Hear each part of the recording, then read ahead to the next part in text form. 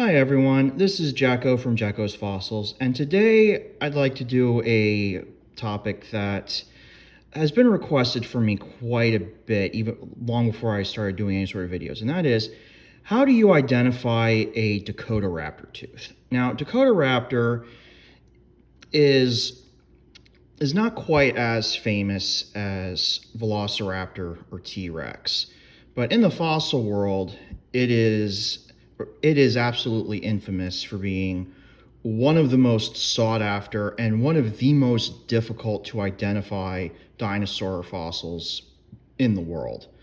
It is absurdly difficult to get a hold of one of these things, and whenever I see them for sale, pretty much anywhere, I think there's maybe been one time that I've seen it that it was actually an identifiable Dakotaraptor and it wasn't a different carnivorous dinosaur that just kind of looked like one.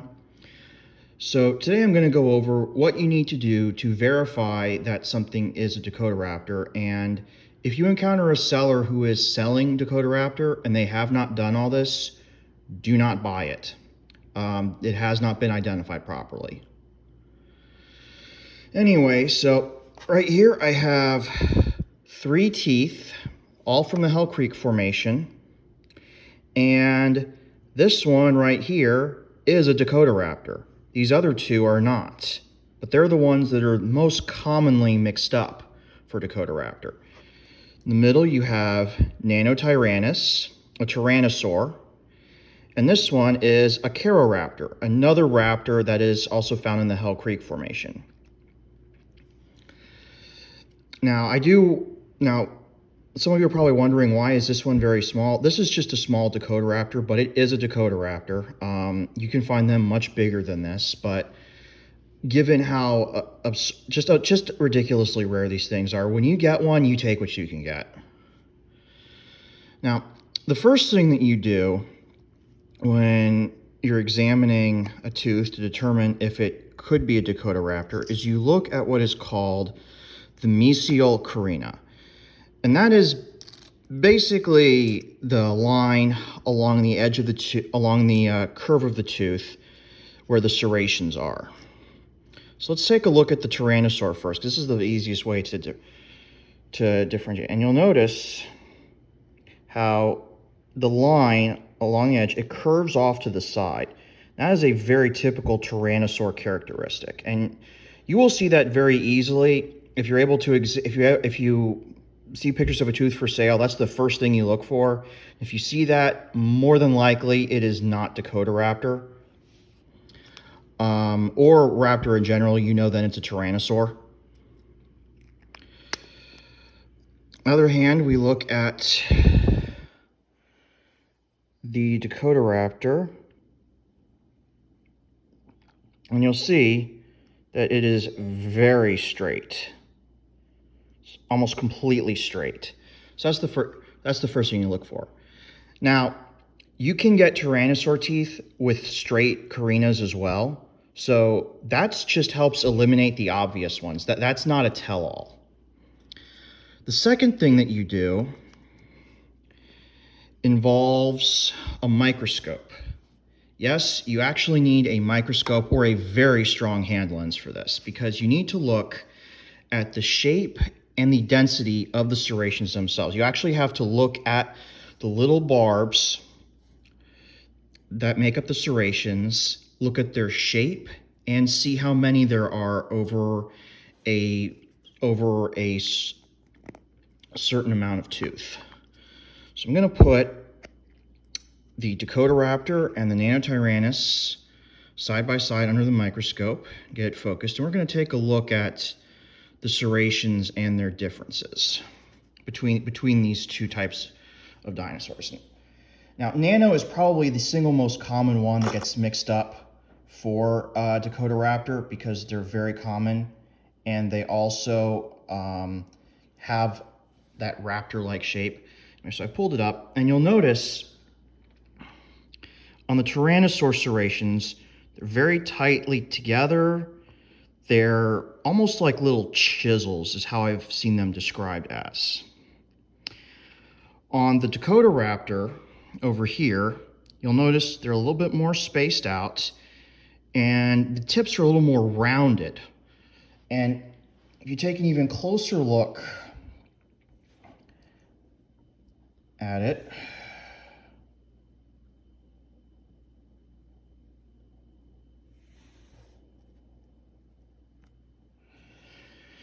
you'll notice that the raptor serrations, and this is the case for raptor teeth in general, they're not that chisel shaped like the tyrannosaurs are. They're almost like little spikes. Let me see if I can get another view on this. So this is very important, and in a lot of cases, this will probably be the only thing that you can go by to tell if a tooth is dromaeosaur or tyrannosaur. So you see that here. You see the serration denticles. They're basically they're shaped like little spikes, whereas these are shaped more like little chisels. It's very, very subtle. If you're having difficulty seeing the difference, I don't blame you. I stared at these things for probably several years at this point. It wasn't until I got one that I was able to verify was a Dakotaraptor in my own hands that I was able to look at it and finally see the difference. So if you're not seeing it initially, you're not going crazy. You're just like everyone else who's never touched a Dakotaraptor in their life, and that is most people. I know I keep repeating myself. These things are so hard to find. Now, you do all that and you see the serrations. The second thing that you want to do is you actually need to count the serrations. Now, what I already did this, and this is what I'm going to pull up. Now, you'll notice on this, it's Publisher, I took a picture next to a millimeter scale, and I have a little box here where I evened out about 3 millimeters worth of distance. What I did is I counted each individual denticle along that area on this side. The side would have been facing the back. It is called the distal carina. And I did the same thing on this, which is on the mesial carina. And yes, all of this is necessary. So what you do is you look at the serration density of the distal and the mesial serrations, and what you will see with different dinosaur teeth is the serration densities, or the ratio between them, will be different. So in this case, the distal serration density is about 23 denticles over 3 millimeters, or about 7.66 per millimeter. The mesial serration, that's this one over here. The mesial serration hang on. Oh, right, sorry, I got mixed up. So it's very easy to get these two mixed up. The distal serration density, that's actually mislabeled, is this one over here. Those are the larger ones. And those are actually this measurement right here. That is a typo. So that would be 13.5 per 3 millimeters, so about 4.5 denticles per millimeter. The mesial serration density over here is 23 over 3, so 7.66 denticles per millimeter. Let me go ahead and change this. Yeah, if this doesn't give you an idea of how confusing this can get, I don't know what will. So what you do, now as you look at the proportions of those two, and you'll notice the mesial serration density, there is a lot more serrations per millimeter than there is in the distal, which means that these are much smaller than these. By a ratio about like 1.7. So there's a very significant difference. These are almost twice as large as the serrations over here. Now, with tyrannosaur teeth, you don't have that.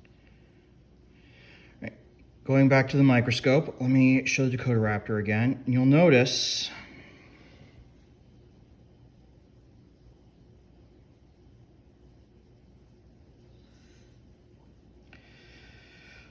that the serrations on the mesial carina, right, as shown there, are quite a bit smaller than the ones on the distal carina. With Tyrannosaur teeth, you don't have that.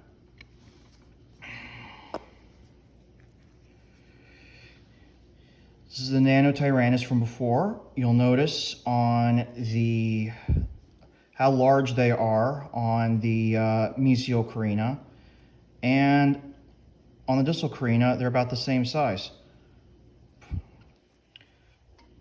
Putting it down and zooming in so you can see both.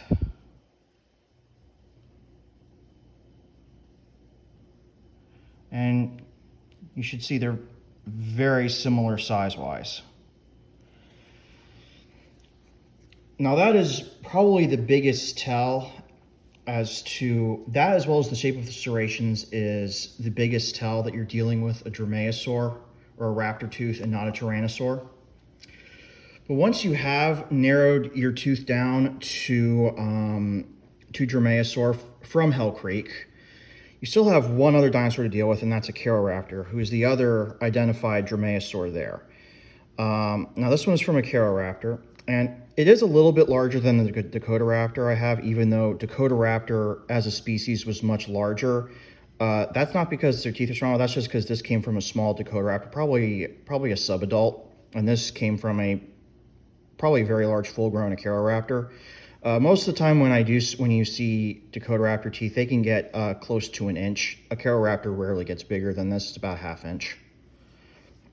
Anyway, so the way you tell the difference between those two is actually mercifully simple compared to differentiating between tyrannosaurs. And that is, this is the Caroraptor tooth, and you'll notice as I'm moving it that there's a very noticeable ridge right there. And that's how you know it's a Caroraptor, is you just look for that ridge. Going back to the Dakotaraptor, you'll notice that the crown is very smooth. There's no ridge there.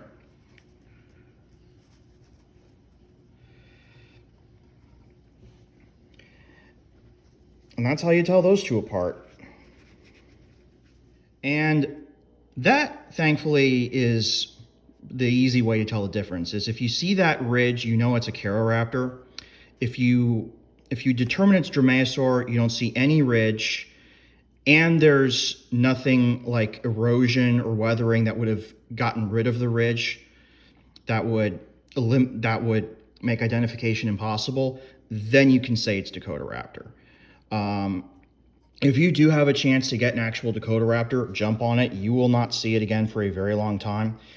As I said at the beginning, and I will say it again, these are among the most misidentified fossils on the market. I mean, just not even like it's not even like the African T-Rex thing where they gave another dinosaur tooth a nickname, but everybody knows it's this other dinosaur. These are just straight up misidentified everywhere I look. Anyway, hopefully this will help you all make a informed purchase, or if you have the wonderful opportunity to go out and look for these things yourselves, you'll know what to look for. Thank you very much for watching, and I hope you all enjoyed the video.